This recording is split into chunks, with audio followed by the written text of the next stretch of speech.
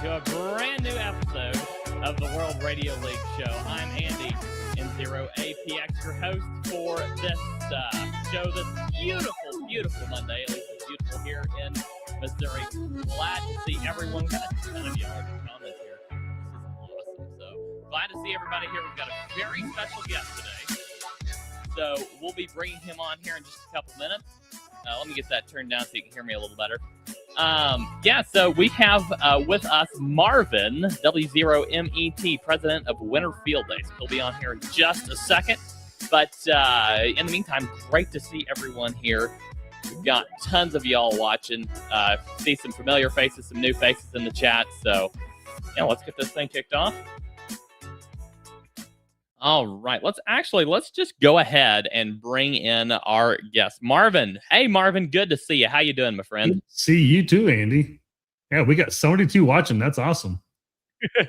Yeah, I'm actually showing even more on my side, so that's incredible. I'm just looking at YouTube. I just did a quick refresh. Okay, gotcha. Yeah. We're streaming currently to YouTube, Facebook, and X, and we want to stream to LinkedIn as well, but we don't have very many followers on the World Radio League page over on LinkedIn. Imagine that being LinkedIn. But go over there and follow us on LinkedIn. I think we lack 13 followers for them to allow us to stream. So go over there, follow us.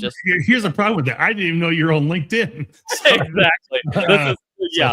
This is the thing. This is LinkedIn. So yeah, absolutely. So hope my audio sounds good. I was chatting with Marvin before. I got a new audio setup here. So if you guys notice anything off, anything that you want to call out, go ahead and call that out.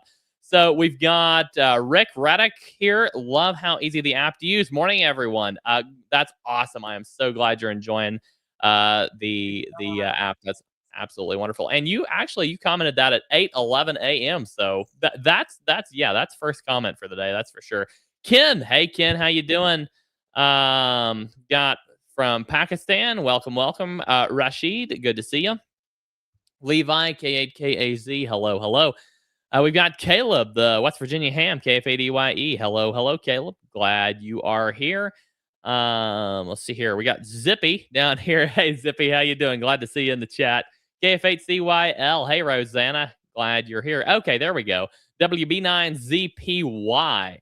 That brings to mind a call sign WB9TZY, which is his name slips my mind. But anyway, if you check into there's a net on the Licking Missouri repeater, and they have an Echolink portion on that net, and WB9TZY, his name's right there. I just can't pull it up. But anyway, he's out of Illinois, and he checks into that one quite regularly. So when I saw your call sign, I was like, is that kind of did a double take there? But Ken is calling on 20 meter FT8. Ken, go hunt Ken down, KC8ZKS.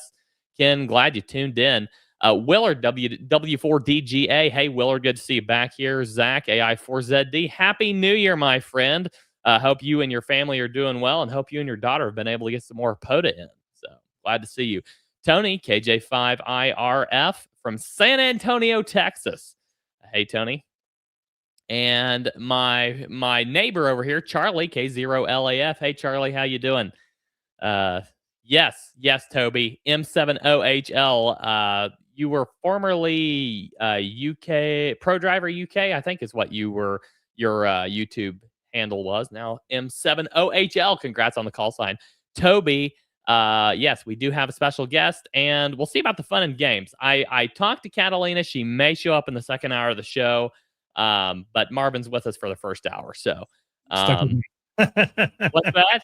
You're stuck with me. Yeah, absolutely. No, Catalina likes to bring some games and stuff sometimes when she shows up. So we'll see. We'll see if she's here the second hour. But Levi says our intro music sounds like cartoon music, the first track. So hopefully that didn't bug you too bad, Levi. But I have fun with the music over here sometimes. Pepe, hey Pepe, HB9EVT in Switzerland. Good to see you. It's time. Let's start the show. Absolutely. So I'm getting caught up on the comments here. Let's see here. We got Billy, Rodney. Hey, Rodney. Yeah, sketchy Wi-Fi and roaming from a job site, man. Thank you for hopping on here, Rodney. Very glad to see you. I know you've been horrendously busy lately, so I'm glad you made some time to Yeah, hop on. he's not able to do Winter Field Day this year, so I guess I need to write the White House and see if we can make it a federal holiday so he gets it off. Holiday. Seriously, Marvin. Yeah, let's get on the ball here. Let's get this. Yeah. We gotta get Rodney off so he can do Winter Field Day. Like that's like a crime, you know. Hey, Dave. He's truly my neighbor. Dave KE6GAE. He lives probably 20, 30 miles from me. So, Dave, good to see you. Don KJ5MVN. Hello in Texas. KM7AEM, East Helena, Montana, in the house. Good to see you. We've got, who's this? Christian. I believe this is the first time you've been here from the icy Hudson Valley. W2CRW. Welcome. And we got Old Swamper back. Hey, Old Swamper. Hope you're having a great new year as well. We've got Rick, KQ4Y, KV4CW. We got Jose. A bunch of familiar faces here. Steve, KB9FUS. Welcome, Steve. Toby says he's got Andy casting from his mobile to his 65-inch TV. I'm sorry, Toby. I hope I don't break your TV there. That's rough. And rough indeed. Hey, Chris. Hey, we've got Chris in the house. Christopher Greenwald. It looks like he's on here too. Ham Shack TV. Oh, we'll see here. Live after second. Yeah, we've got Justin. Toby says it's the main event of the evening. Wow. Well, I guess if you got nothing better to do, might as well spend it with us. Hey, Peter, good to see you. Tom, welcome. He says it's January, and we all know what that means. Got a little hard drive space all cleaned up and ready. All right, sounds good. The Ham Ward says, the problem with this intro is that it puts poor Andy way behind on the chat right out of the gate. Absolutely. Oh, hey, Mike. Mike is in the chat. I'm going to mess up your call sign again, Mike. KE8NHH. KE8NHH. I think that's right. Oh, boy. Zach. Okay, so before I read this, Zach has this thing where if he can make me laugh on stream, he gets this cowboy hat emoji in his Discord handle. So let's see what he's throwing at me now.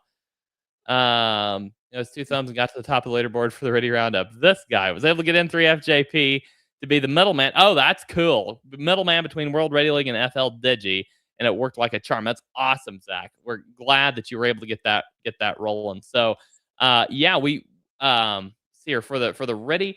I want to do a little digging and see if anybody's like on here is like a Ready expert. Like maybe Zach, maybe you are. But if you're a Ready expert, reach out to me and kind of walk me through how it works. You can reach out to me on Discord. I'll post that link here in just a little bit. But I want to figure out how that works so we can maybe integrate more closely with some Ready software. So nice. We've got KF0JJN, KB7THL. Dave's asking me to check my Discord. All right, Dave, I'll give it a check. Thank you for letting me know. Here, what's that? I said hello, Mr. Dave. Yeah, absolutely. Let's see here. We've got High Tech Wizard. This is he's a regular in the Jesse W1BBT. He's a regular in the Discord. KJ5IEL. There's the other Chris, KD9YSW. Hey, Chris, how you doing? People were asking me to turn off the background music. Sorry, guys. I know I had it cranked too high. Like I said, I'm getting used to my new soundboard. So we turned it down, okay? Curtis in the chat. Welcome, Curtis. Let's see here. Philippe, ON4AEO from Belgium. Toby says Twitch would be good to go live on. Let me grab a note there because that is something that I may consider. From what I've heard, there isn't like a ton of audience on Twitch, but it's definitely worth considering. So there we go. We'll give it a check. So all right. Curtis, audio is 5.9 plus. Awesome. Thank you, Curtis. All right. Tony says he was third in the Ready contest. Just couldn't quite catch up. Let's see here. Pepe says he's sorry about my sound. It sounds good. That's great. That's great, Pepe. Glad to hear it. Hey, there's Marvin. How you doing, Marvin? All right. Let's see here. We've got Rodney. No Winter Field Day for me this year. Stuck on a job site 12 to 14 hours per day. That's rough, man. That's rough. KR4ELA. There we go. K8NHH. I think I got it right. I think I said it right. Lewis, CR7BUI. We've got KA1N. OS9T from Belgium. Welcome, welcome. Peter, K89ZNA, WA7LNW. There's Josh. Hey, Josh, Hamshack TV. Welcome. Hey, you need to join us more often, Josh. Come pop in the comment section more often here on Monday afternoon. We're glad to see you anytime. Yeah, Ken's still on FD8 20 meters, so go work him. See here, we've got John, K4AJJ. Got in 4KAA. We got a ton of people. Marvin, while I'm sorting through this chat here to see what all else we've got, why don't you go ahead and introduce yourself and tell us kind of a little bit about you, and then we'll dive into what we're the main topic here in just a little bit. Yeah. So good afternoon, Marvin, W0MET, host of the Ham Radio Guy podcast and president of Winter Field Day, and been in charge of Winter Field Day now for, I guess I'll call it about 3.5 years, somewhere in there. We started in June of 2022, taking it over. And when the other group said they kind of wanted to retire and move on. So they put it out on Twitter and said, hey, somebody looking to pick up Winter Field Day. And I guess I was a fool that decided to do that. So I was like, sure, why not? Let's do it. So I thought it sounded like a fun group to be a part of. Had not really been, I guess I'd not really been big into Winter Field Day. I'd probably participated a year or two prior to that, when that, maybe 3 years prior to that, a little bit, where our club did a little bit of it, but wasn't really, fully integrated into Winter Field Day. Didn't do a whole lot with it prior to that. And now, obviously, being the president, I'm right into it. So we've, Winter Field Day's been going strong 19 years this year, and we'll be celebrating 20 years in 2027. So we are looking forward to that. This originally started with a group back in, kind of gave the idea of Winter Field Day in 2006. Like, we shouldn't just practice during the summer. We need to practice during the winter too, during these adverse conditions. And so they, decided they'd do a Winter Field Day. So the SPAR, like the Society for Preservation of Amateur Radio, I don't know where exactly that, maybe Ohio, Pennsylvania area, maybe somewhere. I'm not sure exactly where they're out of, but they decided, let's approve a Winter Field Day. Let's do it. And from there, it's kind of just growing. I just did a podcast yesterday that I released, and talking about all of Winter Field Day, talking about our website. You can find it on YouTube or your Apple podcast, those sort of thing, if you want to know more. But I'll share some of the very similar, same content here. So last year we had over 357,000 contacts were made. And I want to say, I'm going to go pull it up, but just to be sure. But I think we had around 25 to 28,000. I want to say about 26 to 28,000 different call signs that were used during Winter Field Day, which was quite impressive. And I think we had 26,000 call signs, 776 clubs participated in Winter Field Day last year. So I thought that was pretty impressive. It's really became a major fixture, I think, within the amateur radio community. And I mean, literally, we get done with Summer Field Day, for the ARRL, and a week later, I guarantee within that week later of Summer Field Day, somebody's emailing us saying, when are you going to post the rules for Winter Field Day? So it happens almost every year with no doubt. So it's been good. Yeah, absolutely. That's really awesome. We got a couple of questions in the chat regarding some other stuff about World Radio League. Guys, I will get back to your comments here in just a little bit. I will say KW4GF says new to World Radio League. Looking forward to this year. Yeah, Winter Field Day is kind of partnering. We partnered with Winter Field Day and World Radio League together last year for 2025. It was, I'll pull some of those stats up in a little bit. It was awesome, but we're planning on it again this year, and we're going to dive into some of that here in just a little bit. I do want to shout out a couple more people here in the chat. Alex, IK8YFU. Welcome, Alex. Good to see you. We've got KB3BMC, video on the side at work. Appreciate you tuning in. KQ4WVE from Amsterdam, KF0VXO, AC2KW. And Marvin, some people are shouting you out in the chat saying hi to you. So we've got There's a few of them here. Yeah, KF0VTS Newham this December. Loving every minute of it. That is awesome. Congrats on getting your ham license. That's really incredible. We've got KQ4YYN Joe in Georgia. And then Rodney says he'll be retired by next Winter Field Day. So game on. So Rodney, just hang in there a little longer, and yeah, we'll get you into Winter Field Day here in 2027. Each year's got to be bigger and better than the last. So by then we'll really be ramped up for a big Winter Field Day. We've got Eric from Indy in 9 KDB, KW4GF. Welcome from Virginia Beach. Wayne KE9WPC. Got Jeff WV1DAD. Jeff and his wife have been using World Radio League. They've been in the Discord. They're a great addition to our community. WV1DAD and WV1. I think it's WV1MOM. Really cool call signs for a mom and dad. I really like that. That was some epic vanity call picking there. I don't know who you had to fight to get those vanity calls, but that's really cool.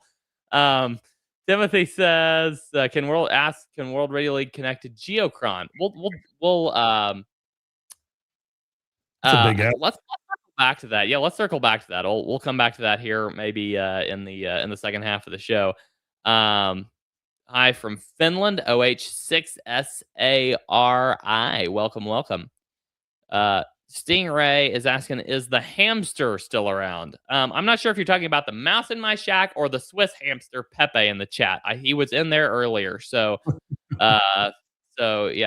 Jacob, AI5XR. Hey, Jacob, in and out. 7-3, Jacob. Hope you have a great rest of your day. Zach says he's not really expert, but he does like the beeps and boops. I have never played with Riddy, so I want to learn, how it works and all that good stuff. But anyway, we'll dive into that later. KG5 UHY checking in for the first time. Welcome in.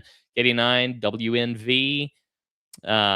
We've got, who else do we have? Dell K3 AXR and KR4ELA. Somebody's wanting me to get to the topic, so yeah. Anyway. Okay, yeah, they're asking, are we still planning on the desktop app? So this really pertains to our topic. So the desktop app will not be production ready by Winter Field Day. Did my camera just black out? Of course, it always blacks out. It did. Yeah. Our desktop app will not be production ready for Winter Field Day. We will have a beta version ready by Winter Field Day is the plan, or around that time we'll have a beta version out. But it will not be production ready for Winter Field Day. So don't count on using that. But by next Winter Field Day, it should be, it'll have a year of development behind it, and it will be a really solid option by then. So, yeah. Marvin, let's go ahead. Will we be able to use the beta version for Winter Field Day at all, though? I'm really not sure how it's going to be set up, how much is going to be, how much of the contest aspect is going to be launched in the first beta version. Gotcha. I'm sure it'll be available. I need to talk to the team behind the design there and the development, and we know exactly what's going to be in that first beta release. But I'm guessing it's not going to be stable quite enough for you to use as a reliable Winter Field Day logger. So I would recommend against it unless we have some more information by the time we get there. So that says differently. So makes sense. Yeah, let's go ahead, Marvin, and dive into kind of when is Winter Field Day? What does it consist of? What kind of operating rules are there for Winter Field Day? How does it work? Yeah, so Winter Field Day is January 24th and 25th of this year. So we're just 3 weeks away from this coming weekend, I believe. And I'm going to check that, make sure. So we are. This will be the 5th. So this coming weekend, 1, 2. Yeah, it'll be 3 weeks away from this weekend. So, I mean, after this weekend, there's still only 2 weekends left, the 10th, the 17th, and then the 24th. So it's right around the corner. It's going to be here before we know it. And it's going to be, up on us real quick. So some of the things, Winter Field Day again. Someone the day made a comment. It was kind of funny. I'm going to go a little squirrel moment for that. Someone's like, "Well, why are you really even why do you call yourself Field Day?" It's like, well, because we expect you to take things out into the field and perform doing antenna setups, maybe making a satellite contact, setting up your station, whether it's in a tent or in a trailer or if you want to just move it to another location of like an indoor of an outdoor shed or garage or something. And it's really kind of testing your ability to be able to do of your equipment. How can you strain your system? We know that cold weather will degrade antennas and create operator challenge endurance for how long you can stay out there because of the cold weather, especially if you're in South Dakota. And hey, we appreciate you guys in South and North Dakota because you are very hard people to find out there during Winter Field Day. Those are one of the few states that we have very little participation from year after year. So I'm calling you out a little bit, but I hope that you will be willing to participate because we do lack a lot of South and North Dakota every year.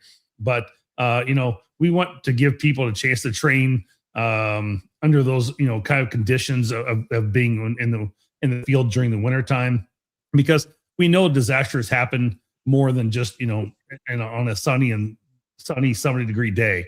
And so we really want people to try and simulate real world conditions where mains may not be available. They're using backup generator power. If you're using a Bioenno battery or a Dakota Lithium battery, something like that, a 12-volt battery, some sort that's a LiPo battery, you're running 100 watts on your radio.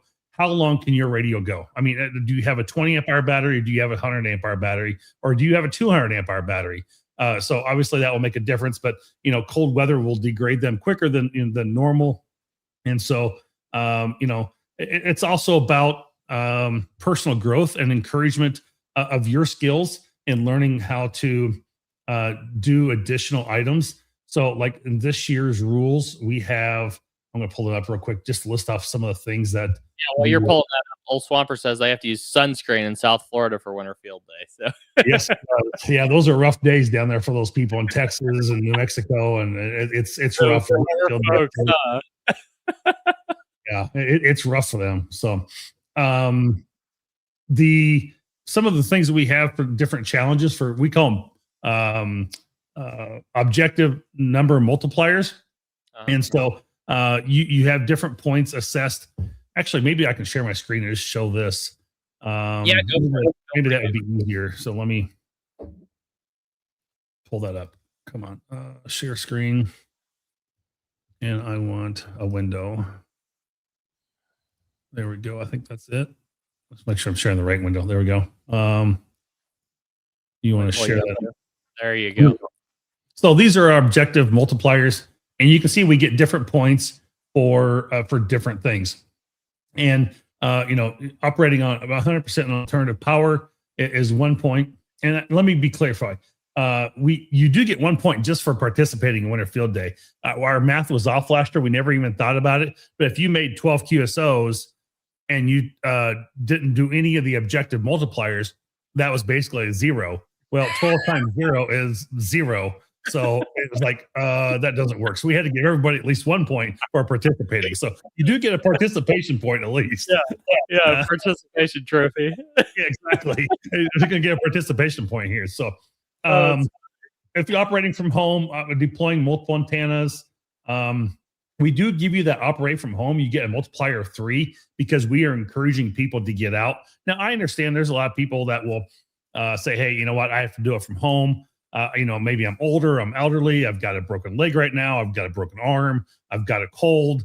I get it. You still want to participate, you want to be a part of it, but really Winter Field Day should be about getting out and about and not just encouraging you to be home. I'm sorry, we're past COVID. I'm a little cold in that aspect, no pun intended, being Winter Field Day, but it's like, I don't want people just sitting at home, just operating their station. I want people to go out and try new things and do, and be, absolutely. I've got somebody asking if you can increase the document size. Could you do a command or Control Yeah, plus. There you go. Thank there you. we go. Does that help? Hopefully that makes it. Yeah. Yeah, perfect. That looks great. Yeah. Sorry about that. you're- And so, maybe you've never made a satellite contact before. So this gives you an opportunity to make a satellite contact on FM single sideband. I've never thought about CW, but you can. And so, sending and receiving one WinLink email. Maybe you've never set up WinLink before. This is an opportunity to go out and do that. And I encourage you to, everybody wants to operate on 20 and 40 all the time. This gives you an opportunity to operate on 6 different bands, and you get a multiplier of 6 for doing so. Yeah. So those are a lot of the different examples. If you operate the event QRP, it's obviously a lot. No problem. Thank you. Glad to do it. Ed Gibbs 5813. Glad to do it. So anyway, operate the event QRP. You get more points for doing that. That's always, of course, a challenge. And if you operate more than 6 continuous hours during the event, you get 2 points there. So you get a total of 33 multipliers. I don't do math online, but if you made 100 contacts, 33 points. You do the math, you figure it out. You can make a lot of points doing that. So it's a pretty simple formula. We used to have this set up as bands by mode, and you get points for this and points for that, and it was like a what do I call it? Like an exponential what do I call that number when you have like a to the power of 12 or power of 10. Anyway, there's the way we set up the bands and the multipliers and the calculations for it was very difficult and was like nobody knew what the hell their points were. So it's like we just said, you know what, we're going to make this simple. And so you give you an objective number of multiplier, and you yes, that's it. Thank you, Levi. And so anyway, you can make your points and figure this out pretty easy, and it should be pretty accurate across the board. Yeah. So that is the main thing we get to do there. Let's see if there's anything else I want to cover. A lot of people can do this. This is one thing great about World Radio League and the logger using World Radio League is that they can export ADIF or they can export on Cabrillo. And we don't use a lot of Cabrillo files, but we know and have confirmed that Andy is getting fixed or squared away the correct export format to fit our Winter Field Day setup. So the top category and everything. Exporting it will be ready to go by Winter Field Day. So we'd like to be able to test beforehand if you can, but absolutely. But a lot of people use Cabrillo, and if you're big in contesting, it's fine. But we don't use a lot of the information. We can actually pull some of the exact same information through ADIF. So you can submit your log either way, whatever you want to do. We do have some problems with some of the Cabrillo files sometimes, but the ADIFs is what our guy likes to use a lot more. Yeah. So that is kind of our, I guess, preferred thing. The other thing I was going to, there's the kind of QSO exchange, but I thought I was looking for, I don't think it's on this page actually. Is talking about if you're using something other than World Radio League, and I can't imagine anybody on here is going to do that. But if you were to use something else other than World Radio League, like N3FJP or N1MM, maybe that's what your club uses. You don't really get a choice. Stream to World Radio League, so you can set up a direct stream from N3FJP or N1MM to your World Radio League log. If you can't get your club talked out of it, just stream them straight through. Go ahead. Yeah, I mean, it may be possible. Exactly. You can do that on those two for sure. But if that's what you have to use those other loggers, just make sure you're using the current date. I looked yesterday at the N3FJP. Their current version is 2.9.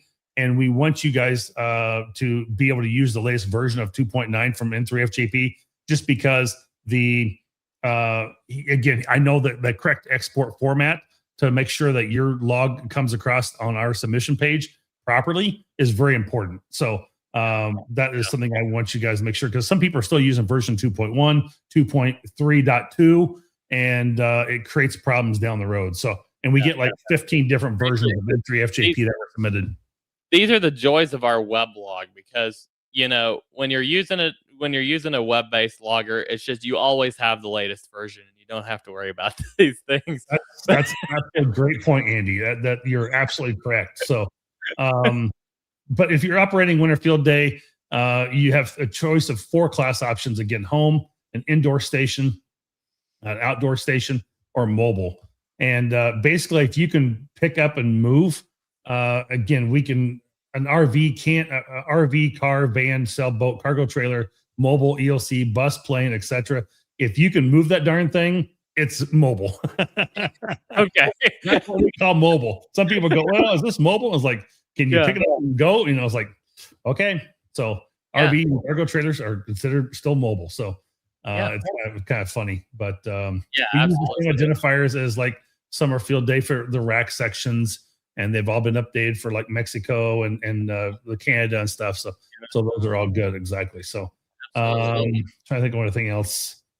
I was getting ready to dive in. What modes are valid? What can? So that's what I was thinking. That's an important thing to try and cover too. So let me back up for just 1 second before I get into modes that are valid.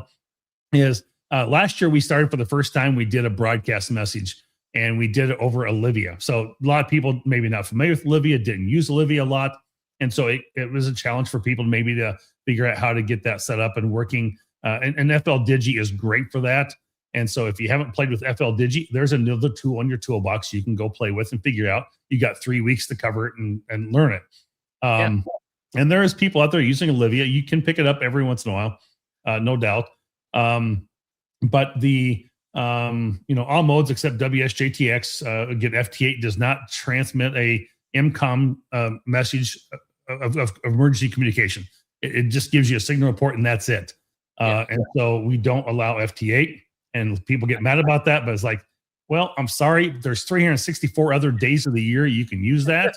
And if you don't want to participate in Winter Field Day, then you can just go do FT on your own over there and hang out. That's fine. You don't have to.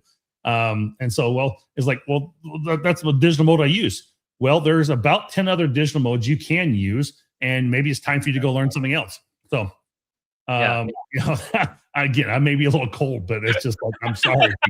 So you sound like a man who has been asked and answered this question many times before. Many times, absolutely. And there's still people still ask that question, but it's getting better. So we don't worry about that quite as much. The CW phone digital modes may be used. And again, you get single sideband AM, FM, DMR, C4 FM. All those are possible. And again, if the end result is voice, it's phone. And if it's end result is a text or a picture, it's digital. But PSK, RIDI, Olivia, Packet, SSTV, we're not playing with that a whole lot this year. I did start to play with it a little bit last year. I may try and get one image similar to kind of what you see in my background here. I may try and do an SSTV image like that this year. So you may want to play with it a little bit if you want. But JS8 call, I know if you join our Discord group, there's an unofficial JS8 thing going on for Winter Field Day you can participate in if you want to. Okay. And so that is going to be very active over there for Winter Field Day. And I know JS8 call usually is pretty active for Winter Field Day. So if you want to learn a different mode. Let me ask you this. You said this is unofficial. Like, is it what is the JS8 call event that's going on? Because I've been seeing some buzz about this, and I would like to dive into that just a little bit. So I think people are going to be, kind of just doing some Winter Field Day exchanges over on it. We're not officially making it as part of the competition or the event for Winter Field Day, but it's not an objective or something we have you accomplish this year. We have to add and subtract things kind of every year a little bit, just mix it up. They are absolutely valid contacts, correct? But they're going to be valid contacts still. Yes. Okay. So it's over in our Discord channel. There's more information about that, and you can play with JS8 on our Discord and learn a little more about that. There's some information out there on it. And I want to say, just real quick, I just want to confirm that I'm looking over on the page. I thought there was something, it's probably under the digital. If you go under digital in our, I'm just double checking. I thought it was under digital in our web, in our page here under the Winter Field Day Discord channel. But if you haven't joined us yet, go check out our webpage at winterfieldday.com. Yep, the ultimate guide to JS8 for Winter Field Day. So it's about December 30th. There's a whole document out there. It's the Winter Field Day guide. And so you can set that up a little bit and play with it a little bit if you want. So for those who want to play with it, there will be kind of a little bit of an event going on for that, but nothing major overall. So okay. Anyway, yeah. So there's that. let me go ahead and send your Discord invite link here so Oh, yeah. everybody can get that. Why is it not sending? There we go. Okay, there's the Discord invite link. So go ahead and join their Discord. Then I will grab ours while you're going there. I'll go grab ours Yeah. and join ours as well. One of the things that we did change a little bit for this year that someone had a question about alternative power. You don't have to be 100% on alternative power. If you want to do your lights and HVAC are exceptions and maybe connected to the power grid or any power source available. So Really? as long as your generators, your radios, any laptops, things like that are running on alternative power of some sort, then you're just fine. So, but if you're in a, if you're in a building of maybe a fire station or a garage or something, you can have lights and HVAC in there, and that can still be power to the grid. Not a problem there. So, okay, I mean, that may be something that actually you might get stuck in some type of building like that, where you just have some heat and lights, and you're having to run some emergency communication through an event of some sort. So, as I kind of stated yesterday on my podcast, is we don't ever really know when and where a disaster will strike. We have maybe some predictions, but I don't think the people in North Carolina 2 years ago really expected all that to happen when it happened. And so, they were kind of caught off guard, and they didn't, maybe they expected it to happen, but it wasn't to the depth that they expected. And so, with the weather warnings that they had going, but they had to adapt and overcome and make the best of it. And there's some great stories that came out of that. And so, people using GMRS radios, people handing out other little handhelds to each other, to neighbors and stuff down the road. And so this is one of those things that we want you to say, hey, crap just hit. And what can you grab from your box, your bag, and what can you set up as a station to make some contacts? I don't care if it's 2 meters, if it's, HF or whatever you need to do. What can you set up and do in a short amount of time to be able to establish some form of communication and say, hey, I'm up here on this hill, I'm stranded, I need some help. What do you do? Yeah, absolutely. And I don't remember when that Hurricane Helene went through there in North Carolina. I don't remember the exact date. I don't remember exactly. Okay, if you go check out the Ham Radio Workbench podcast and go back to around that time, one of the hosts on that podcast was right in the middle. I mean, right in the middle of that whole situation, and he had some great emergency communications insight there from that event, and he had a lot of great information to share about that. So go check that out if you have the time. It's really cool. It's terrible thing that happened, but it's really cool some of the insights he was able to share, on the podcast. So I'm gonna hit a couple things we have here right quick. We've got some comments here I want to cover. First of all, Levi said he has Dave said it was September 24. Okay, thanks, Dave. September, yeah. Yeah, Levi said 200 amp hours of alternative power. That's a lot of alternative power. That's awesome. He's good to go for the whole field for 30 hours of operation. Yeah, absolutely. He's good to go. He's good to go for the next very long time. Okay, so let me grab a couple of the comments we have here. Yeah, so you got some highlight there. Yeah, I've got a few here. There we go. Zach says Helene hit on the 27th day in Western North Carolina, the day after his mom's birthday. Wow. You won't forget that anytime soon then. Okay, so we've got somebody asking, we covered this a little bit ago, but I think some more of you have tuned in since. We will not have a production-ready version of the World Radio League desktop app available before Winter Field Day, but we will have a beta version of it around that time. It's going to be somewhere right around there. Last word from James was mid-January, so we're targeting right around that time for a beta version of the desktop app. So thank you for the question. We have Philippe is asking how to for me to explain how to set up the stream between N1MM and World Radio League. So if you're using N1MM or if your club's using N1MM and you want to stream those contacts through to World Radio League, so you have them in your World Radio League account. Let me share my screen here. is a really, really easy connection to set up. So if you download our Cat Control app, this is our Cat Control app here, and this will also be a feature in the desktop app. We're merging the desktop and Cat Control apps at some point after the desktop app is released. They'll be merged. Once you download the desktop app and install it, you don't necessarily have to. Actually, you probably don't want to connect Cat Control directly. You'll do that through your N1MM program. If you're streaming from N1MM, this works for N3FJP, N1MM, and WSJTX. So for N1MM, you'll go over to the N1MM tab. Make sure you have your N1MM software configured to stream those contacts to the UDP port, and then just paste that UDP port in here.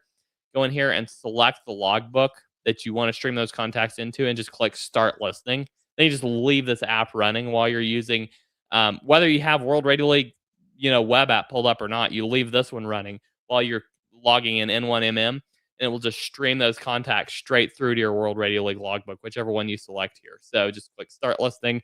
When you're done using it, you can click Stop Listing. It's the same flow for WSJTX. WSJTX streams through a UDP port. So, you pick your logbook, start listening, and then start logging with WSJTX. It'll stream those through N3FJP. It's all three of them use a very similar system. So, it's you just go into the settings page on the desktop Cat Control app, and that's downloadable from, let me share that screen so you can see that. You can download that from this page. Here's the page. You download that from this integrations page on the World Radio League homepage. You go to integrations and then download for your operating system, whether you're on Apple Silicon, Mac Intel, or Windows. And the desktop app, this has been asked a lot, so I'm just going to go ahead and address it here. The desktop app will have a Linux version, so we're really excited about that too. So, all right, what other questions did we have here? Thank you, Philip, for the question there. That's great. Thanks for throwing that at me. Glad to be able to cover that today. We have a question from, let's see here. There we go. W4JDM. My club is looking to use World Radio League for Winter Field Day, but we are looking for very simple log, no extras. This is awesome. Let me show this to you. This is so incredible. So if you go over here to your contest page, go ahead and enroll in Winter Field Day. Once you get that Winter Field Day log pulled up, you'll go to your logbook here. Then you can go in here and go to your template. We have it set to template to the template WFD 2026. You can go in here and pick a different template, or even create your own template. And I can select the N0APX template, save. See, it's got this whole different background, kind of a stripped down UI. It keeps a spot for your exchange. It's really cool. So play around with those templates, get something your club's going to really like. And it's really, really cool. So some of the things you can do with these templates, I'm just scratching the surface here, but there's some really cool things you can do with these templates. We have a bunch of defaults set up in here, or you can you can access some of our template. We've got a whole template builder in here. Let me see here. Here it is. View templates. We've got a whole template builder in here. You can copy an existing one or create a new one. And we've got all these color themes. You can pick what fields you want to add and remove. Wow. I'm not even with that. I didn't realize all that was even there. Yeah, absolutely. And you can copy an existing one, save it as a new copy. So yeah, just play with that, set that up the way your team's your club's gonna like it, and have fun with it. W4JDM's asking, can we turn off certain existing features? I think, is this a follow-up to that question? I think that might have been a follow-up to the template question, maybe. So Dave's ready to start testing the desktop app. Well, I'm ready too, Dave. So let's see here. We had, what did I see here? Okay, Pepe says the Swiss hamster is still angry about Andy is chasing away his relatives. Yes, we have exterminated the mice from the shack, so they are gone and have not returned. They moved to my place, so I've got 2 of them, Oh, and I've exterminated 3 of them this past week. So, oh man, have fun with that. well, I've gotten rid of 3 of them, so I think I'm pretty good now, probably. Absolutely, yes. The mouse in the shack was not a fun day. Week. It was not a fun week. No, it's not fun. Spin Stabilize says our work club is coordinating our first participation in Winter Field Day, W3 APL. That's really awesome. Be sure and reach out on the Discord, on our Discord, or on Marvin's Winter Field Day Discord if you have any questions, about Winter Field Day or how to use World Radio League for Winter Field Day. So, real quick, 2 things. One is go out and register your site for Winter Field Day on our webpage. Just go out to the main page and then scroll down to where it says register your club location. It's a big purple box, very top of the page, and you can fill out the basic information there. And then 2 is make sure you go check out our rules and everything for Winter Field Day at that point. And so hopefully if you have any questions, if anybody has any questions, email us helpdesk@winterfieldday.com, and that will go right to our tracking software, and we will be able to get those questions answered for you if you have any as well. Nice. Perfect. Sounds good. AG5CC. Good to see you, George. It says, hello, all. Our group, W2RRC, will be having our 4th annual Winter Field Day and POTA event, and we're excited to use World Radio League. That's awesome, man. Yes. Hope to catch you on the air. That's really cool. Let's see here. Oh yeah, Stingray's saying he was talking about the hamster earlier. He says he was referring to the mouse in the shack, and they were speculating if he got licensed, would he upgrade to hamster? Yeah. Go watch that show. That was a fun one. That was a fun one. That was a few weeks ago, but that was really fun. We have. There we go. KJ5MWT. I just want to highlight this. Greetings, love the app. Thank you very much. We really appreciate all the feedback from you guys. Jesse's asking, what's the best way to test their World Radio League setup for a 4M club prior to the contest to ensure success during the contest? I'll throw out my comments here, and then Marvin, you can add anything that you've got. I would say, if you can get your club together, just literally make sure you're going to have an internet connection where you're at. If you're going to have an internet connection, it's super easy. Get your club together, get them all on, whether it's, you don't all have to be on the same internet connection. It can be everybody's individual hotspot, whatever. But just get all online and logged into your club account, and just have everybody test log, 5 or 10 contacts, and then delete them when you're done, and just make sure everything syncs well. And from a logging and technical perspective, I would think that would be the best way to do it. I really don't think you're going to need to do much beyond that. So Marvin, do you have anything to add? I don't. I'm thinking probably along the same lines that as long as everybody has a connection or is able to get into it, even if it's here's a question for you, Andy. So you can technically be offline, and if they are logged into, let's say 4 different computers in this case, or 4 mobile, when they go online, will that sync all back up for them on all 4 computers if they're working offline and they don't have internet at that point? All offline on your, like, everybody's got a tablet or everybody's got a Mac, and they're using the mobile app on their Mac, which you can do with the M Series Macs. You can install our mobile app on your Mac. Yep. If you're doing that and you're all offline, then whenever you go back online, everybody's log's just going to sync to the cloud, and you should be good to go. Okay. So they should sync back up when they're doing that. And absolutely. Again, my question for him is, like, are you using a Mac, or are you going to be using a Windows device? So if you do, you're probably going to have internet, and you'll use the Windows aspect of it, or logging into the web version directly. But that would be the only thing I'm wondering about. But as long as you have internet and you're syncing each other up, you'd be able to. I guess it won't open up to the contest until the club starts. But I would say if you're all make a contact in the first 10 minutes, you'll know whether that's going to be working or not pretty quickly. So. Yeah, absolutely. Absolutely. Yep.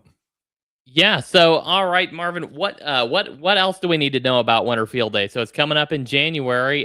We've covered a lot of the modes we can use, and of course, everybody go enroll on the Winter Field Day contest on World Radio League's contest page. It's just as easy as going over here to contest. You scroll down here to Winter Field Day, and I'm already enrolled, but just click the join for free button on that contest. It'll just enroll and create you a Winter Field Day logbook, and you'll have one that's got all the right exchange fields and everything sitting there for you. And like I said, you can edit your template, but it will not delete those exchange fields. It will keep those exchange fields there for you when you edit your template, no matter whatever you do with your template. The exchange fields stay there. We've set it up to do that specifically. So be sure and go enroll now so that we can get go ahead and start building participation. Looks like we've already got 98 early enrollees. So let's see if we can get that up to at least 100 and 110, 115 by the end of the stream today. Yeah. And yeah, normally there's a huge surge like right before Winter Field Day. So there will be still, no matter what. We'll get the same thing on our website. Yeah, absolutely. So, Marvin, what else do we need to know? What's maybe some operating tips, some Winter Field Day, maybe bad experiences that you've heard of that people can learn from, or good experiences that you've heard of? Yeah, a little bit of both for a couple of different things we'll talk about. One is Winter Field Day is open worldwide to everybody. We don't exclude just North or South America or Canada or anything like that. Worldwide or Winter Field Day is worldwide, and we do have stations over in Ireland and Germany and some other, like I think it's Slovakia or something like that. We're in the Czech maybe.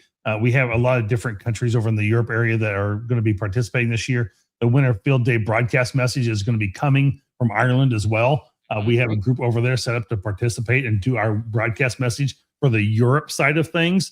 So we really have taken this worldwide, which is really cool in my mind. And I think it's really awesome that we're able to find a group over there that was able to broadcast that message at full PVP.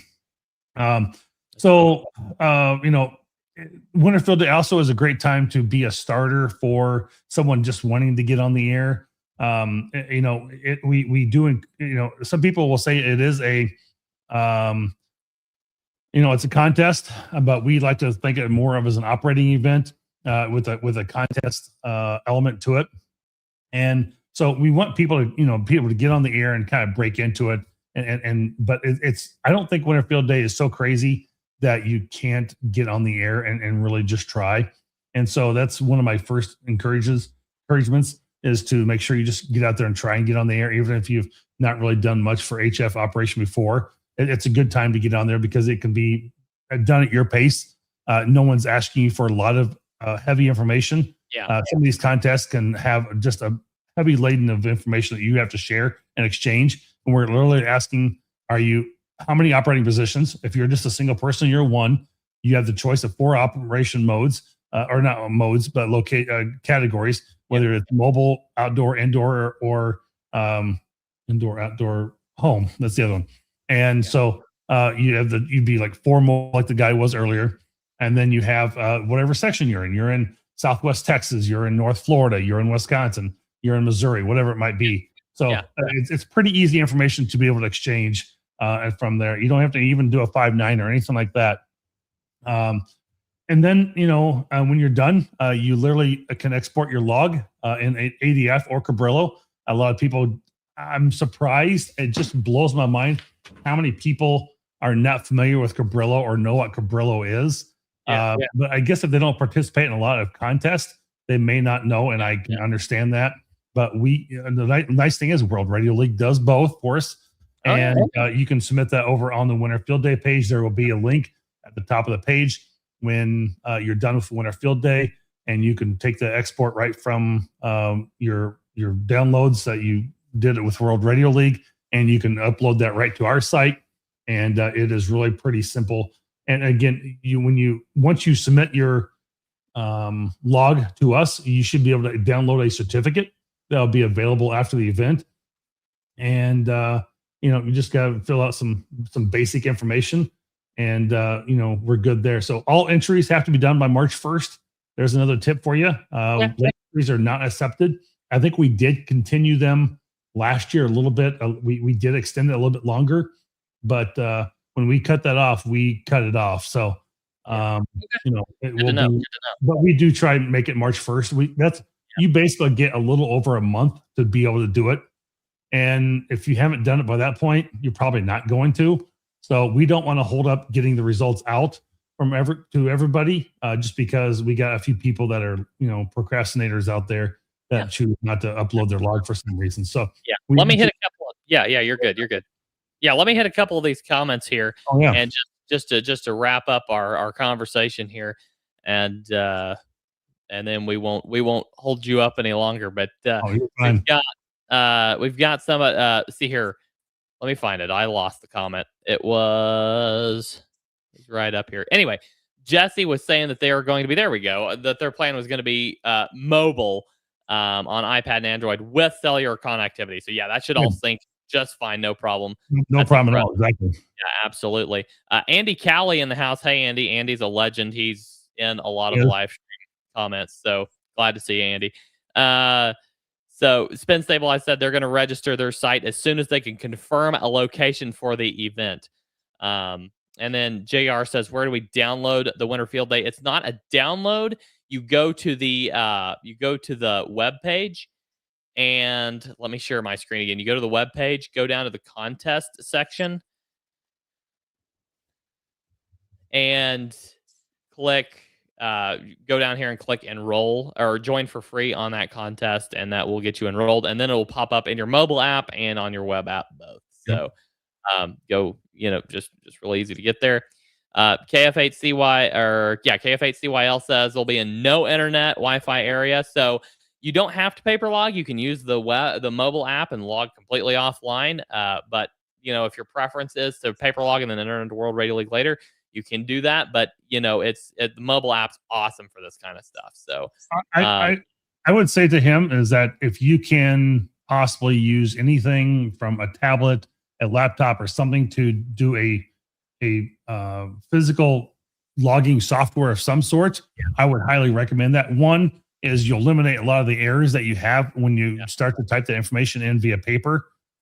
Two, it'll save you time, and you can connect that radio even though you're offline to your computer still, so you can get the frequency right on there where you need to be. So and we don't pay, and the fourth thing maybe is that we don't take paper logs. So we have had to stop that. We've had few people want to submit it. It's like, there's some ways out there you can go enter your stuff manually on some other sites and come up with a log, but we don't technically take it at all. So there's no way for us to be able to deal with that, because the way we process our data in a SQL database, a paper log just doesn't read the data from there.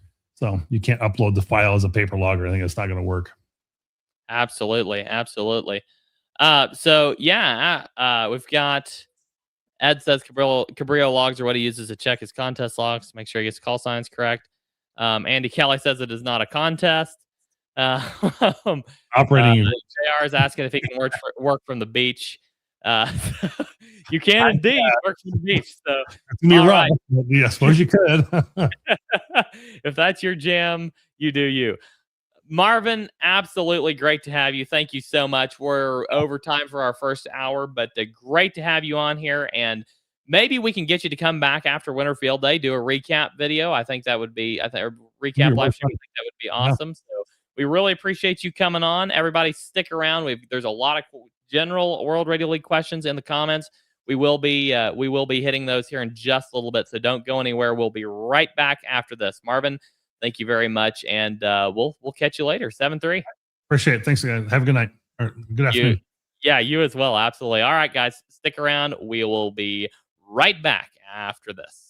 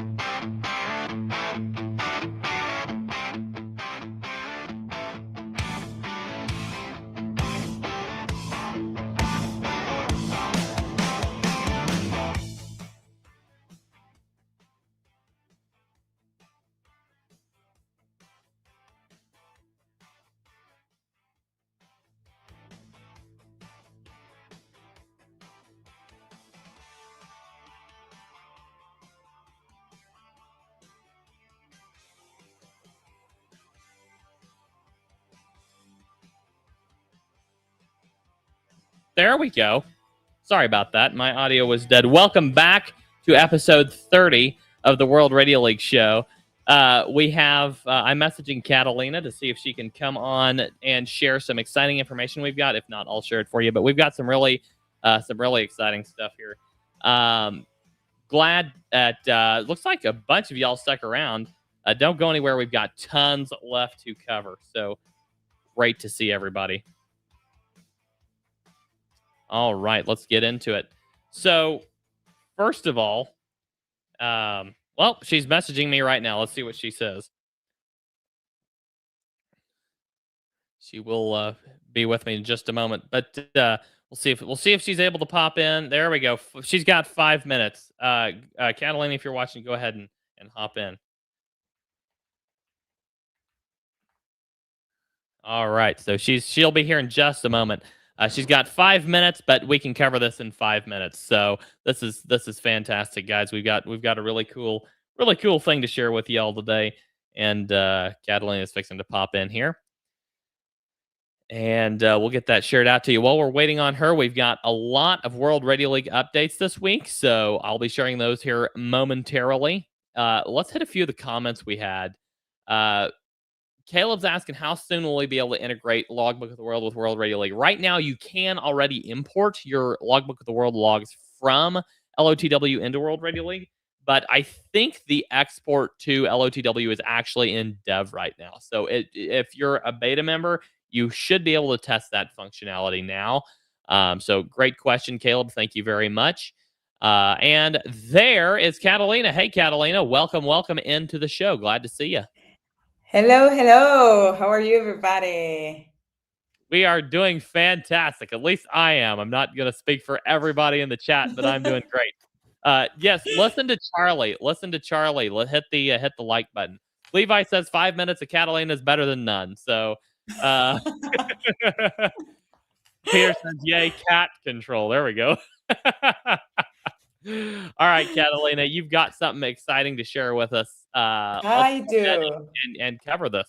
This is awesome. So, yeah, go. I'll just let you have the floor. You explain what we're announcing here, and then go for it. Of course. Okay, so hello, everybody. Today will be a very short intro and goodbye with just some minutes that I can show you today, but I have some really excited news. I think for some of you that you were here for the last couple of lives, we started a program to share some maps on social media, and then the top ones, the people that share more maps on any social media, you will get some mugs as a gift. Yeah. So this is per month. Okay. Yeah. This program is called Mugs for Map Shares. Every map share you get gives you an entry. The more maps you share, the more entries you get in this. So, it's we draw these winners out, but the more maps you share, the more entries you get. So exactly. Absolutely. That's correct. I was checking all the maps every day. Every day I check everything and I count all of them. And first of all, I want to say thank you for all the ones that participated and shared their maps. It was fantastic. And it is not only on December. I want to announce that this is gonna continue on January and let's see February, but we are month after month. So January already started. You can continue sharing your maps on social media and you can participate for a mug, an awesome mug that we have for World Radio League. But we have our winners for December.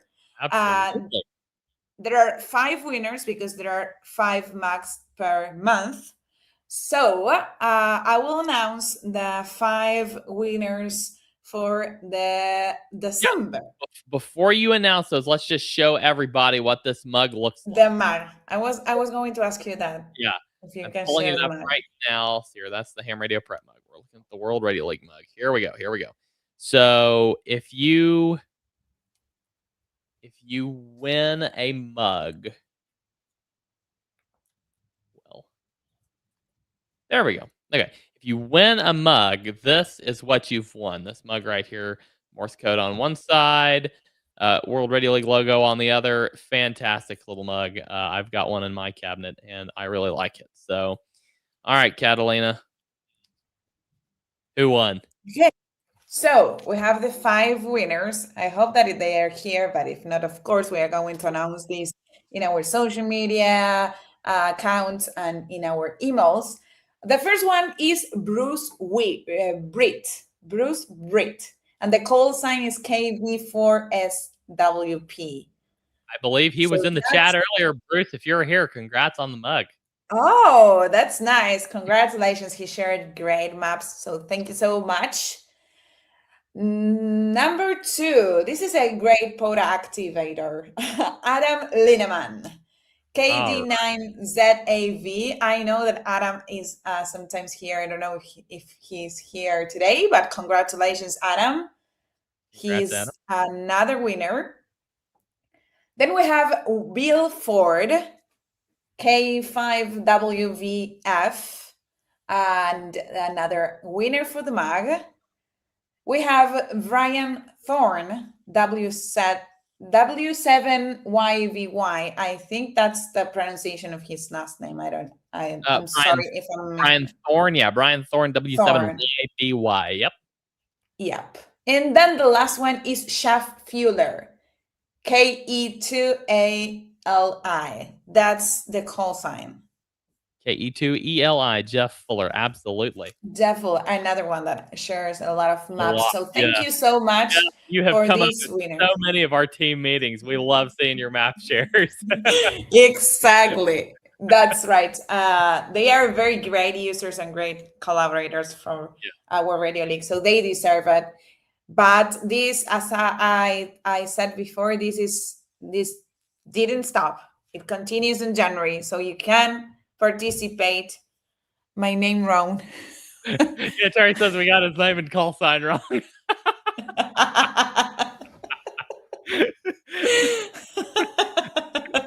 Well, Terry, you can do it on January. You can do it. And maybe at the end of January I can pronounce your last name correctly.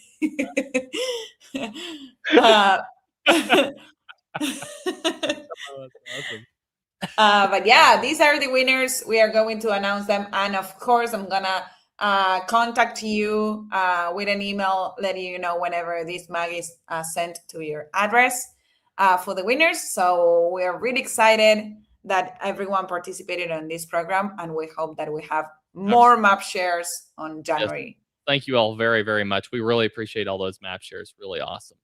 Yeah, they are great. You're welcome to stay as long as you can. We're glad to have you. Yeah, unfortunately I have to go today, but it was great to see you. Yeah. Thank you for stopping by and sharing that. That's really awesome. Congratulations to the winner. Have a great day, everybody, and continue sharing your map. I'm here to check all of them. All right. Thanks, Catalina. You have a great rest Thank of your day. Thank you. 73. 7-3. Bye-bye. All right. We're really glad Catalina was able to stop by. And congratulations to all the winners. Glad that you all were out there sharing your maps and spreading the word about World Radio League. And glad to be able to send you all those mugs. So congrats. We have, as Catalina said, this program is going on and on into January. So at the end of January, we'll pick another 5 winners. This is a monthly program every month. Share as many maps and screenshots of World Radio League as you can, and at the end of the month, we'll pick 5 winners. each map share gives you another entry. So at the end of January, we'll pick 5 winners, and you all can you can contest for that each month. So glad to see all the engagements. Awesome. All right, so we have a new segment here, and let me go ahead and get this kicked off. Now, this is the first time I've done this live. I've done something like this as a pre-recorded video before. It's the first time I've done this live, so let's go with this one. Let's see if we can do this right. Yeah, let's do this. It's time for World Radio League's Week in 90 Seconds. That's right. This is the part of the show where we share our week in 90 seconds, which means I have 90 seconds to share with you everything we've done this week. This week, we are working on our all contacts map.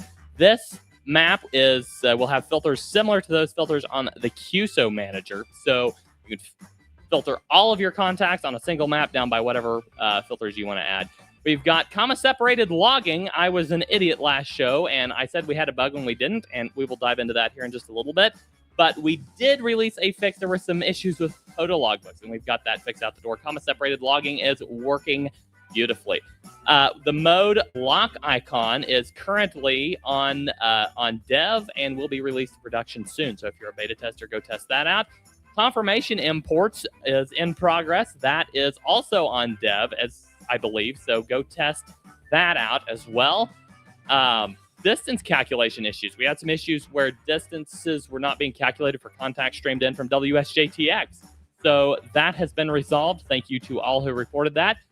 We had some data sync situations we had to work out with the web and mobile, no lost contacts, just some syncing issues. We've worked those out. We've got import and export functionality resolved for some ADIF mapping issues and some export duplications. We've addressed some issues with cat control, the state field, and the transmission frequency issues with cat control. And we've corrected a couple things with QSO Manager tables and mobile call sign editing mobile app. So that is our week in 90 seconds, or our wins for the week. And I think I did that in about 97 seconds. So that wasn't too bad. But we'll hopefully have that a little bit more polished next week. I'm learning, okay?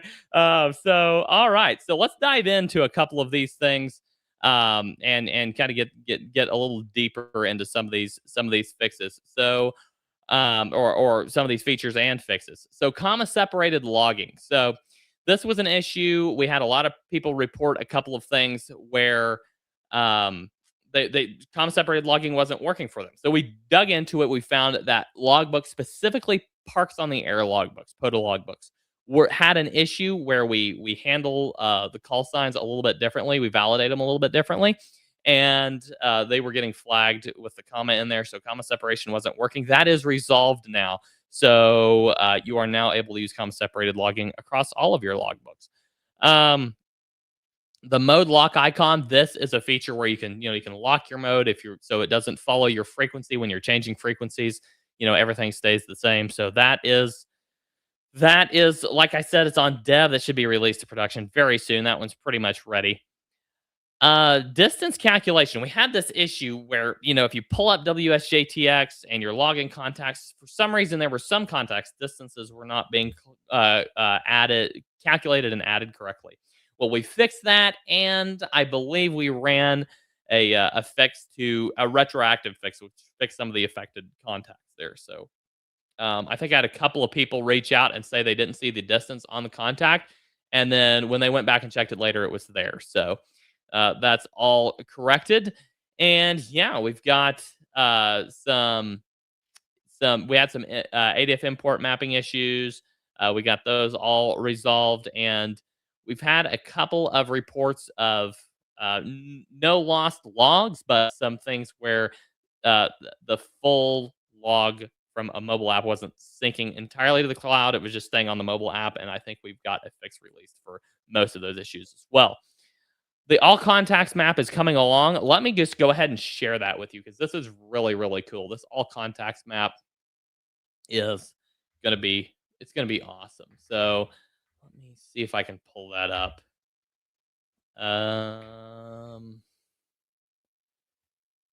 well, where's my dev app? Hold on. I just switched browsers, and so all of my things here aren't wanting to show. There we go. This should pull it up. So if I grab that's not it.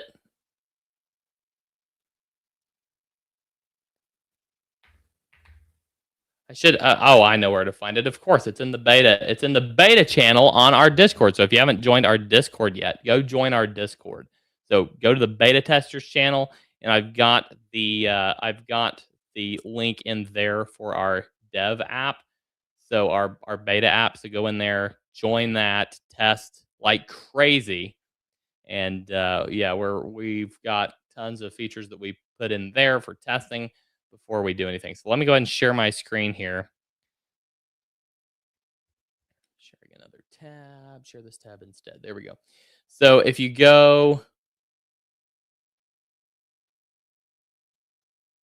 get it refreshed up here.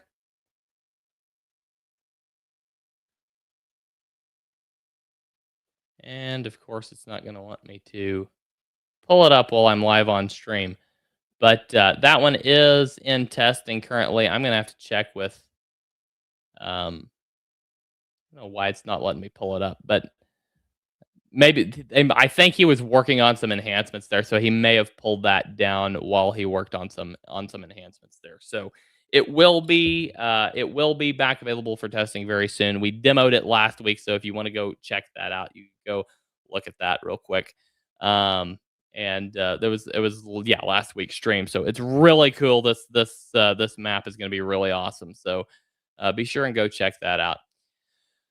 All right, let's hit a few of these comments, and then we've got some news items to get into. We've got plenty of news items to get into. A lot of stuff going on in the ham radio world lately. So Spin Stabilize says, for the map share, does it only count if you use share buttons? I don't use Facebook much, but for Instagram, I usually have edit crop to fit their format. Oh, yeah, as long as it's got, as long as you can see that it's a World Radio League share, then that it works absolutely 100%. Go ahead and share it. Marvin says he's having a few issues with cat control. Marvin, I'll hop on a call with you later because I've got other people telling me that their flexes are working fine. So let's hop on a call later and we'll chat about that. Thanks, Marvin. K7USN said, okay, yeah, he was answering Spin Stable. I said, I would imagine that you would have to use the share button. Otherwise, they would have no way to track your print screen and edit share. No, yeah, you can as long as we can tell it's from World Radio League, it's it's valid. Just tag us. Be sure and tag us. That's how we track it, is by you tagging us. So Joshua KM7COJ says, I just found about World Radio League in the last few days. New subscriber, member. I really love the UI. That's awesome, Joshua. We're really glad to have you on board. Thank you so much for joining us today. Great to see you. 7-3 Spin Stabilized. You be sure and come back and see us at some time when you're able to. Joshua says, I like that when you're hunting POTA, it automatically has the park info when you enter the call sign of the activator. Yes. If that activator is already on the spotting page, it pulls that park up automatically and pops it in your logbook. So cool and so slick to use. I really like using that feature myself. K7USN says, for map customization, I had asked in the forum if the filters could include a date range, and select all bands or just a specific band. What is in the works? Yes. You'll be able to do all bands, specific bands, date range, the whole big kahuna. It'll all be there. So be sure and we'll let you know when this is back available. I think he must have pulled it down for some dev work, but once this is available for testing again, we'll absolutely let you know. Old Swamper says, great Winterfield Day information. Old Swamper, aren't you SWP?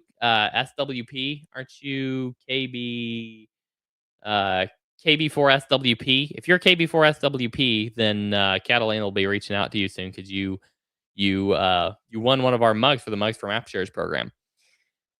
John says, will there be cat control for Linux? Yes, there will be. This will be available in the desktop app, and it may in the coming full desktop app. And the current app, we may be able to put together a Linux build on this. I'm going to have some more chats with the dev team, but I think we might be able to get a Linux build together for this, just, as a temporary fix until we can get the whole the full desktop app released. Everyday Winnings asking, how do I log Soda Summit contacts? I only see the option for POTA Parks. So let's dive into this real quick. So if I share this tab instead, there we go. Okay, so if you go in here into your logbook, I'm going to use my January logbook as an example. If you're doing a lot of soda hunting, you can go in here to templates, and let's just go ahead and view templates. We're going to grab the World Radio League default template. Where's that one at? There we go. Default WRL. Click edit.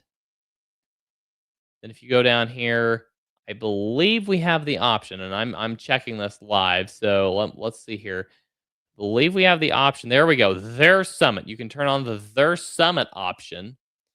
And I'm not going to update it because that would update the default, but I'm going to save this as new. And if I go in here and grab my default WRL copy, you can see I've got a Their Summit option listed here now. Let me pull this down so you can see this better. There we go. You can see this Their Summit option right here on the side. And yeah, absolutely. So you just add that in there, and you can hunt all the soda you want. Absolutely, glad to be able to help for sure.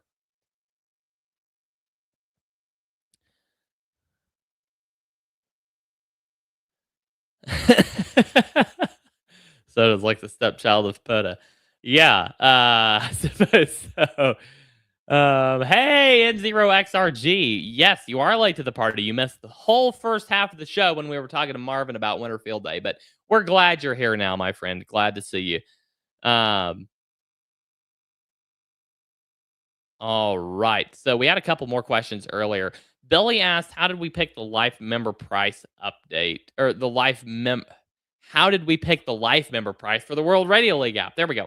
That was a decision from administration. That was a decision that James made, and that I did not have a lot of direct input myself on that decision. So that would really be a question for him. But be sure and come back next week. He might be with us next week, so be sure and come on and feel free to ask him once he's here next week. But that what the launching price was the Black Friday sale price. My camera keeps timing out. I've got a one of those plug in the wall batteries that'll fix that here. That's supposed to arrive very soon. But until then, it keeps doing this to me. But so initially we launched it with a Black Friday sale price. Then we bumped that up a little bit for our holiday sale price, and then it will be going to full price here in just a few days. So Timothy's asking, can World Radio League connect to Geocron? That is nothing that we have discussed directly yet, but this is a very good question. I'm going to grab this and we're going to drop this in our comments for the team so we can talk about this later. So appreciate the question there. See what else we have. We have everyday winning. Okay, that was the soda question we had earlier. Spin Stabilize. I know he just left, but we're going to go ahead and cover this. Any thoughts on Cat Controller, the desktop being released for Linux? Run my home shack with Raspberry Pis. Yes, Linux is absolutely coming on the desktop app, and it will possibly be available for the Cat Control app before then if we can get it put together for y'all. So great questions. Dave says he can't wait for the Linux version. JR is asking if there's a link for the desktop app. So if you go to the integrations page here, then it's just right here under Cat Control Beta. This is our Cat Control app, and then the full desktop logger app will be available soon. I'm not sure exactly where we're going to drop that download link on the World Radio League page, but that will be available soon. So great question. We've got KF8CYL. KF8CYL asking, can you log offline on Windows in a no internet area? No, not on Windows currently, but you can on an Android phone, an iPhone, Android tablet, an iPad, or an M series MacBook. So be sure and if you have access to one of those devices, use one of those devices. So great questions. We've got a new ham N9TRX. What's the desktop app going to get me over the web app? So the desktop app will be will log entirely offline, sync to your online account later.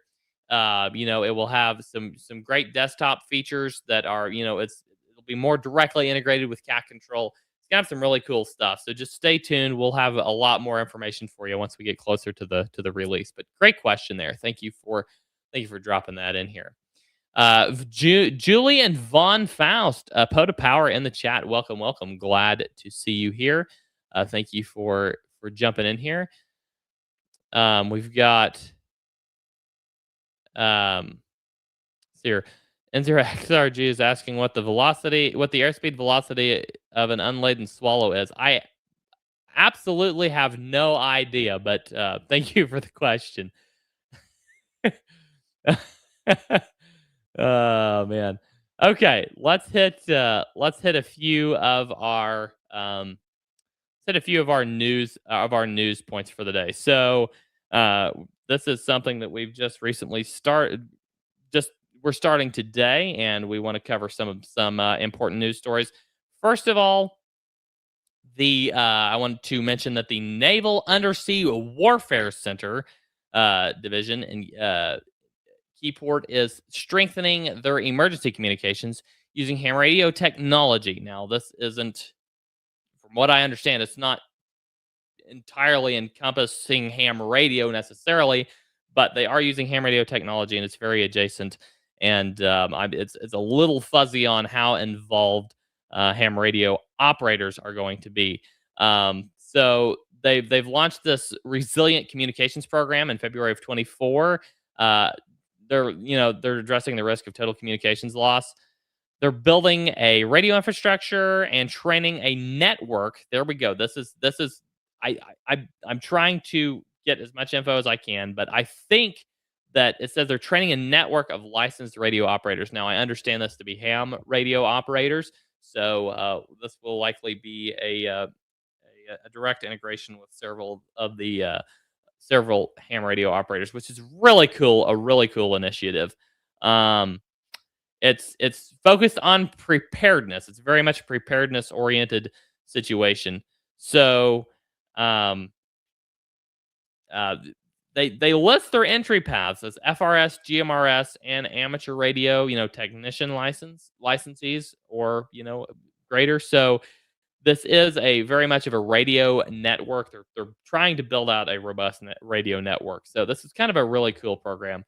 And they referenced the 2018 Paradise Fire as something that a situation where reliability kind of went down and a lot of systems failed, but they're really wanting the leadership said that the growing operator community is key to long-term success and operational resilience. So this is a really big thing for the hobby and for amateur radio in general. And we're glad to see things like that going on today. Especially with sound like one of the states is canceling their RACES program. And so, when you hear things like that, it's glad to hear these it's good to hear these stories about federal government directly interfacing with ham radio, to keep their systems alive. So now I think it's about time that we cover this FCC 25-60 rule change here. And this is a really cool rule change. So in some ways, there's a lot of stuff covered in this rule change, but they've taken the 60 meter band, and back in 2015 they had the World Radio Communication Conference, and there was a lot of rule changes, and they're finally finalizing some of these changes, and specifically regarding the 60 meter band, 5351 5.3515 megahertz to 5.3665 megahertz is now formally allocated to amateur radio. Wait, on a secondary basis. So they've defined some operating guidelines, and this is, if you want to look this up, this is FCC. Their whatever they call their publications. This is public attachment. FCC Communications Commission, FCC 25-60. I have a copy of it here in my formerly Dr. Pepper stained fingers, and it's very much in detail along some, some very much, I would say, business oriented things here, some federal oriented things here. They're removing some 700 megahertz stuff. They're doing a lot of experimentation with exploration and satellites that's not adjacent to ham radio, but the things that are adjacent to ham radio, they clarified some of the rules surrounding the 70 centimeter band. That has almost no bearing on anybody, but it was just a codification of a few things that that they were working on. So, but just to clarify, kind of what this does mean for the 60 meter band. Now, this is very pertains very much to us. So the 60 meter band is now formally allocated to amateur radio. It was under special authorization status.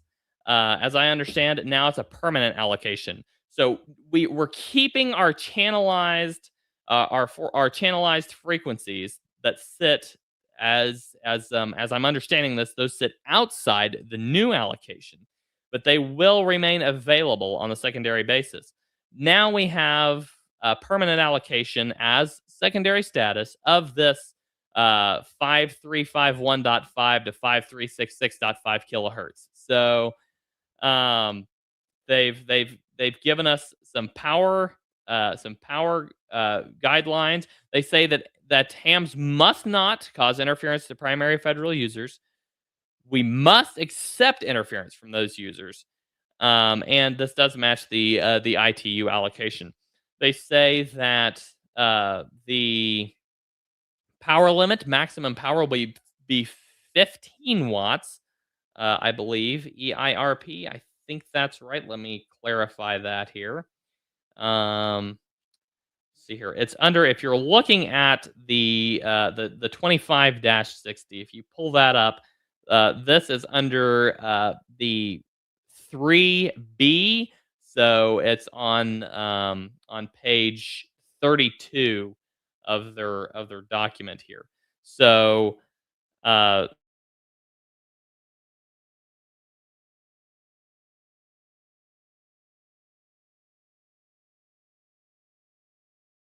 this document for me, because this is a very, very detailed document. But as I understand it, we have 15 watts EIRP. So effective radiated power, not transmitter output. And which means, high gain antennas, you're going to have to you're going to be careful with some high gain antennas and use some lower output. Emission bandwidth, maximum authorized bandwidth, 2.8 kilohertz. Applies to all modes, voice and digital. So wide digital modes, spread spectrum emissions, all that's not permitted. You are permitted to use upper sideband, CW, and PSK31, FT8, JS8 call, a bunch of digital modes. You're not allowed to use wide digital modes or experimental wideband emissions, that type of thing. So this is really cool that we're actually, for once, gaining more spectrum. This is really awesome. Now it's going to be interesting to see how radio manufacturers handle this, since a lot of radios are restricted. So we'll have to see. We'll have to see what happens there. Tim Grayman Poda is in the house. Tim, Dave informed me that you had an issue with comma separated logging the other day while you were using that. That was an issue directly with Parks on the Air logbooks. Our POTA logbooks validate call signs differently than our other logbooks do. and we have that release, that fix released, and you should be good to go. Just wanted to clarify that since I saw you in the chat. So yes, Dave, we have always been a secondary user on 60 meters, absolutely. But even on the new chunk, we are still secondary users. And yes, N0XRG says we have to wait for firmware updates to get the rigs unlocked. That's true. I think Levi and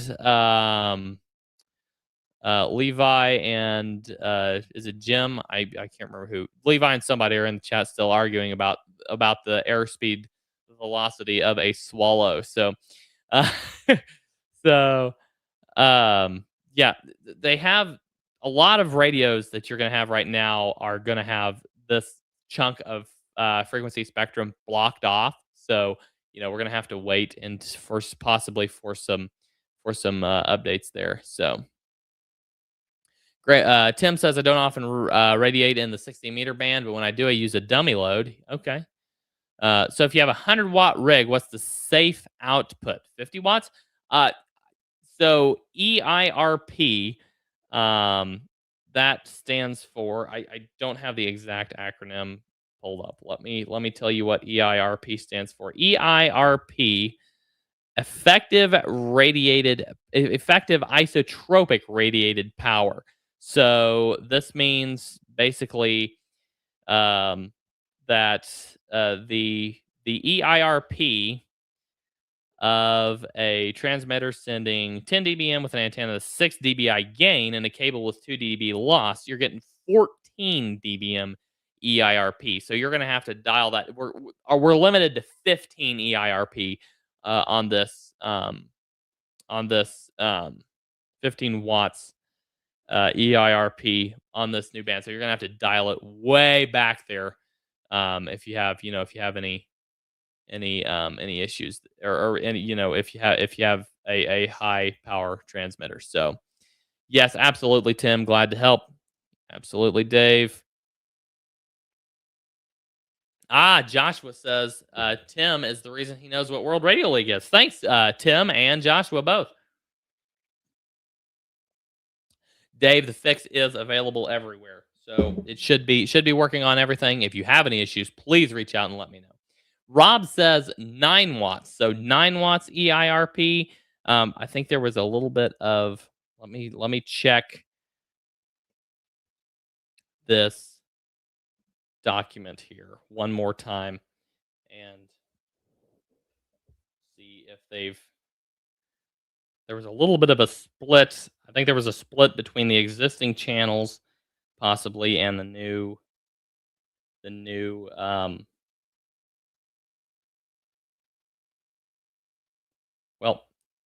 document decided to go down on me. But yes, I will research this and come to a conclusion for everyone at some point. But yes, we are restricted. Joshua says it's only 9 watts if you get caught. I think, yeah, there we go. Charlie says it's 9.15 watts into a dipole. So, there you go. There's a clarification. So, let's see here. It's on page 32, I believe, of this document here of the FCC document. So, we've got a lot of extra information in here that is very difficult to sort through. But yes, Charlie says, and I think he's right, 9.15 watts into a dipole. So there you go. That great information. Thank you, Charlie, for sharing that. So yeah, if you go to page 32 of this document, it doesn't give you a lot of their breakdown information, which is really annoying. But once I have time to sit down and sort through this, we can come to a clarification on the power. But yes, it's basically QRP. It's basically a low power, transmission. So Yeah, EIRP is dBm or dBW, transmitter output power plus antenna gain minus total losses. So it's it's a simple calculation if you know what you're doing, but yeah, absolutely. We'll clarify that, and by next stream I can have you, by the next show I can have you the final information there. So next piece of news here is SpacePi, and I think I'm saying that right. SpacePi is transmitting SSTV images from space using the UMKA-1 CubeSat, the RS-40S CubeSat. This event runs from late December through most of January. Some of their initial images, this is really, really cool. They're sending some children's drawings through this, and they're going to be sending some additional images in early January. So go hunt that down. They're transmitting on, I believe it's 437.625. Go try to pick that up. They're using Robot 36 as their SSTV mode. You can track UMKA-1 and get your Yagi out there, point it at the antenna, and see what you can pull in. This is really cool. Go check out AMSAT Francophone. I think I'm saying that right. It's the French affiliate of AMSAT. So go check that out. Really cool event there. And the ARDC, or the Amateur Radio Digital Communications Organization, they're a nonprofit foundation. They've launched 44Net Connect. This is a new online portal that makes it much easier for amateur radio operators to access and experiment with 44Net IP address space. So they have this block of internet IP addresses that are reserved specifically for amateur radio operators. This was reserved back in the 1980s, and they've been able to hold on to it. It's called 44Net. It's 44.0.0.0/8. Let's see here. No, that's not right. What's their range? It's 44 dot. Yeah. I believe it's 44 dot 44.0. See here. Let me check that. Let me check that range for you, because I want to make sure I get that right. 44Net range is 44.0. Yeah. It originally spanned the entire 44.0.0.0/8 block, but was reduced. Now it consists of about 12 million IP addresses in the 44.0.0.0/9 and 44.128.0.0/10 ranges. So you can apply for a 44Net address now on their new 44Net Connect online portal. So this is you used to, it was pretty difficult from what I understood, or a little bit cumbersome anyway, to apply for one of these 44Net addresses. But now, if you're into that kind of thing, connect.44net.cloud, connect.44net.cloud, and you can apply for an IP address or a block of IP addresses there. So really cool situation there. So Dave says the channelized portion of the 60 meter band is still at 100 watts. Okay, thank you, Dave. That's great. Romano San Jose says, "Hi everyone, did I miss much? Just tuned in just now. DW0W from the Philippines. If you want to replay later, we had Marvin W0MET from Winter Field Day on earlier to talk Winter Field Day, and you can go, once the stream's over, you can go and take a look at that. And we did a lot of discussion about World Radio League earlier, so go take a look at that as well. Hey, Signal Voyage SSTV, welcome. Glad to see you. So yeah, this like I said, I would love to hear y'all's thoughts on this FCC rule change, and it's very interesting. It feels like, to me, like this is a rule change that was made back in 2015, so not that recently, but it took them this long to get it implemented. Is kind of what it feels like. So I can't tell if this is a general direction we're headed now, or if this is the last of the cleanup. from that 2015 rule change. But I don't know when the next um, when the next World Radio Communication Conference is, but these are great things that are coming out of those with us getting more spectrum assigned to us. So guys, be sure and share any feedback you have for me in the chat here. We love collecting live feedback for World Radio League, things you guys like to see, things that you guys have questions about, concerns about. Please dump those in the chat now. And we've still got a few minutes left. If you have something you want to chat about, go ahead and drop that in the comments below, and we'll talk about it. Likely. So,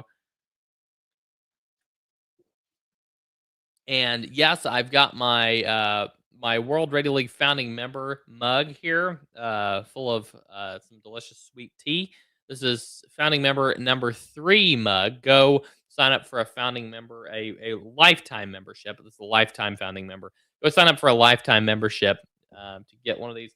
We don't have that many founding member numbers left, and once those are gone, they are gone. So whether you want to sign up as a lifetime member or not, go sign up for a membership to get your founding member number before all those expire. So yeah, and N0XRG says the mug adds 3 dB. So I'm glad you had that experience on your side. And yeah, if that's the case, yeah, be sure and go grab yours right away. Uh, so um so let me dive into this. Let me dive into this the situation about me being an idiot last stream. So I did a live demonstration, and I'll do it again. Andy's video is QRP. What's wrong with my video? What's wrong with my video? If something's wrong with my video, please let me know. So if let me go ahead and do a demonstration here. This was so annoying last stream after I caught on to what I did. I was quite frustrated because I made a big deal about this, and it's really no deal at all. So let me create a new logbook here. So let me throw a few call signs in here. We're gonna go N0 WRL, N4 BFR, N0 XRG. Let's see here. So focus isn't locking, somebody's saying. So okay, hold on. Terry says I look better this way. Joshua says it's definitely under a 5-watt stream. Signal Voyage SSTV says just getting into ham radio stuff. So glad to see you. Very, very glad you're here. Welcome in. So anyway, so if I put all these in and then end with LU5EZO, which is Catalina in Argentina, put a frequency in here, hit log contact, they all logged to Argentina. And I made a big deal about why on earth was it doing this last stream and said that we had a bug and that we would fix it. So once I realized what was going on, I kind of wanted to smack myself over the noggin. But this is, of course, they all log to the same location. It's comma separated logging. Everybody's going to be at the same location. So it pulls all the location information from the last contact. Or if you have a POTA park, which is very, very typical with multi-op logging, if you're logging a POTA park, it will apply that POTA park location to all the contacts. So apologies for the poorly presented comma separated logging last time, but glad to be able to clarify that this time around. And yes, all the issues with POTA logs are resolved. So comma separated logging is good now. So so Hamward says I've got bandwidth issues. So let me check out on my other monitor here. what it's looking like. Yes, I do have some. Some bandwidth issues. It appears. Apologies for that. But hopefully that will go away. And I don't know what exactly is causing that. But anyway, thank you for calling that. Dave said when did the fix get released? I believe it was released. I think it was in the last couple of days, Dave. Should have been in the last couple of days, like the last day or two. Thank you very much, Amward. uh, so, all right. Anything you guys have for me? Any questions? Be sure and throw those down in the comments. Joshua says it's 360p. I don't know what happened all of a sudden to my video there, but it will be hopefully better later on. I don't know what's going on. Probably an internet down at you. Let's check Discord. See if anybody dropped any cool information in the Discord. Ooh, looky here. Let me share this. Levi's got something really cool here to share. And I think I still owe somebody a screen share from a few weeks ago, maybe. But Levi has 200 amps of alternative power listed here. Look at this. This is incredible. Oh man, look at that battery box. That's insane. That is so cool, Levi. Very, very nice. Here there we go. Very cool. That is awesome. Milwaukee pack out cases. Oh man, that's incredible. And there's the solar panels and everything. That's really awesome, man. Thank you for sharing. And of course, Swamper K has the Winter Field Day Florida style from KB4SWP. Somebody posted something in here a few weeks ago. Let's see if I can find it. I believe it was Marvin, if I'm not mistaken. Oh, there's Ron's founding member mug. Let me know if you haven't received your founding member mug yet. Let me know in the comments, and we'll track it down for you. We had a couple people reach out and say they haven't got theirs yet. Zach put activation a few weeks ago with his daughter, Blue Ridge Parkway. Very nice. Maybe I already shared it. But I thought I had something from Marvin in here yet to share. So maybe it's on this page instead. There we go. There's Marvin's setup. Very nice. I believe that's an IC705. World Radio League on the iPad looks very nice, Marvin, if you're still watching. So, KB5 UTY Dave says he didn't get a founding member mug. All I got was the pen. Well, did you buy the lifetime membership? 7-3 Andy, glad you stopped by. Thank you very much. Dave got his mug. Tony's asking when will the World Radio League Ham for the Holidays certifications be posted? Those will be posted soon. Thank you for the question there. Yes, those are coming soon. Dave says he did not get the lifetime membership. Well, yep, that's why you didn't get the mug. Oh man. All right. So I saw something over here. Thought that I wanted to cover real quick, but yeah, we've got there's another that's from Zach's First Kilo. Very nice. Yeah. So go if you ever want to share anything on the stream, post it in here. Sometimes I share some pictures from the live stream channel. We'll probably be pulling down the live stream questions channel since it's kind of redundant. So Grayman Pot is asking if we have some diagnostics to record battery consumption with the iPad app. I can check with the team. I think it's minimal, but I can check with the team and let you know, Tim. If you're having a specific issue, feel free to drop a bug report on it, and we'll take a look at it. But as far as I know, I think we have run some tests, and it's been pretty minimal as far as battery consumption goes. So, great question though. Feel free to drop a mug report. A mug report. I saw somebody said something about a mug. Now I'm calling them mug reports, but feel free to drop a bug report if you do have an issue. Dave says just jumped on and heard a founding member mug. Yeah, absolutely. Dave, glad to see you. Thank you for stopping in here. Great to have you here. WR4I asking, was anyone else affected by the recent 75 deactivations of wildlife management area POTA sites? That's crazy. Yeah, I hate that they deactivated so many sites, but you know, there's nothing we can do about it. That is, that's really up to them and very much at their disposal. But I am hearing some things that I am hearing some rumblings that there might be some updates to the POTA program coming soon. Some improvements that might help us out a lot. So we'll be glad to see any of those.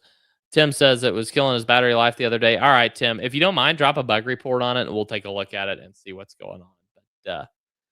But everybody, so glad you came along today for another 2 hours of pure ham radio goodness. Thank you so much for coming along.